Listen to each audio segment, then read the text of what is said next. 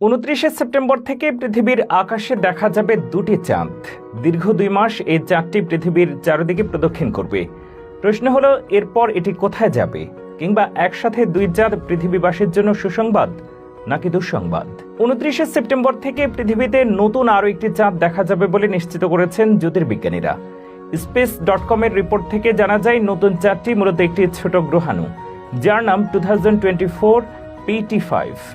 29 September থেকে 25 November পর্যন্ত দেখা মিলবে দ্বিতীয় চাঁদের।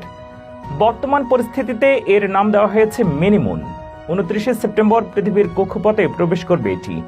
2 মাস পৃথিবীর কক্ষপথে থেকে আবার নিজের কক্ষপথে চলে যাবে 25 নভেম্বরে।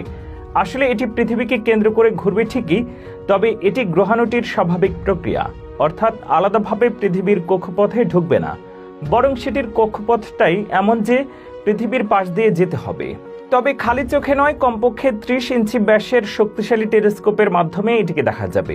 অপেশাদার কোনো টেলিস্কোপ বা দূরবীন দিয়ে 2024 PT5 নামের এই গ্রহাণুটিকে দেখা যাবে না বলেও জানিয়েছেন গবেষকরা। আমাদের আসল ও একমাত্র প্রাকৃতিক চাঁদটি পৃথিবীর সঙ্গে আছে প্রায় 400 কোটি বছর ধরে। সৃষ্টির পর থেকে এটি কখনো পৃথিবীকে ছেড়ে যায়নি। অন্যভাবে বলতে গেলে যাওয়ার সেই ক্ষমতাও চাঁদের নেই। মহাকর্ষ বলের কারণে চাঁদ পৃথিবীর সঙ্গে বাঁধা, চারপাশে ঘুরছে প্রতিনিয়ত। কিন্তু নতুন আসা এই ক্ষুদে চাঁদটি স্থায়ী হবে না। মাত্র 2 মাস পর আবার চলে যাবে আগের ঠিকানায়, মানে নিজ কক্ষপথে। প্রশ্ন হচ্ছে, এই দ্বিতীয় চাঁদটি কি পৃথিবীর জন্য কোনো দুঃসংবাদ নিয়ে আসছে? নতুন এই চাঁদ নিয়ে গবেষণা করেছেন বেশ কিছু বিজ্ঞানী ও শিক্ষার্থীদের একটি দল। এই দলের প্রধান স্পেনের ইউনিভার্সিদাদ কমপ্লুটেন্স ডি মাদ্রিদের অধ্যাপক কার্লোস দে লা ফুয়েন্তে মার্কোস। তিনি বিজ্ঞান বিষয়ক ওয়েবসাইট space.com-কে বলেছেন, গ্রহাণুটি এসেছে অর্জুনা গ্রহাণু বেষ্টনী থেকে। এটি সৌরজগতের গৌণ বা সেকেন্ডারি গ্রহাণু বেষ্টনী। মূলত শিলা দিয়ে তৈরি এই জায়গার গ্রহাণুগুলো।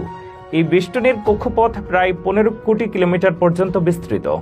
তিনি আর বলেন, এই গ্রহাণু বেষ্টনীর কয়েকটি বস্তুর আকার প্রায় 45 লাখ কিলোমিটার।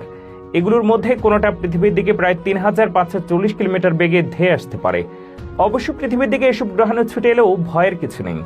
অনেক গ্রহাণুই এভাবে পৃথিবীর কাছে চলে আসে, আবার সেগুলো বেরিয়েও যায়, কিন্তু আবার পৃথিবীর বায়ুমণ্ডল ভেদ করে চলে আসে। তবে সেগুলো পৃষ্ঠে আসতে আসতে তাদের শিখার সংযোগ ঘটে, তা ছাই হয়ে যায়।